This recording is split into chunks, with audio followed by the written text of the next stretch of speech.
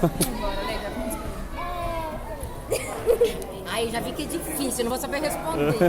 Tchau. Qual é difícil? Tchau, Qual foi a Gabi. música mais difícil de vocês gravarem? De gravar, a mais difícil? Olha, acho que foi, deixa eu pensar. As nossas músicas são todas difíceis, a gente fica muitos dias gravando todas. A gente fica meses, vai, refaz, arruma, aí muda a música inteira. Algumas que a gente trabalhou bastante, assim, todo dia, de noitinha, a gente trabalhou bastante. Por incrível que pareça, o momento estava chegando, demorou também.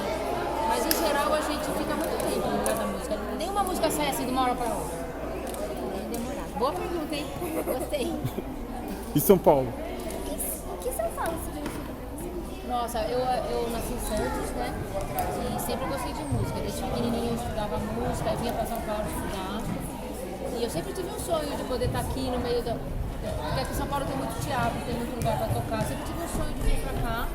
Aí com 17 anos me convidaram para participar de uma banda, chamava Gangue 90. Aí eu vim para cá e nunca mais quis sair, porque eu gosto muito daqui. Aí São Paulo significa uma cidade que a gente tem que conquistar. Sua mãe foi te A procurar. gente luta pelos parques, a gente luta pelas ciclovias, a gente quer que a cidade seja melhor, né? E a gente luta por isso. Legal.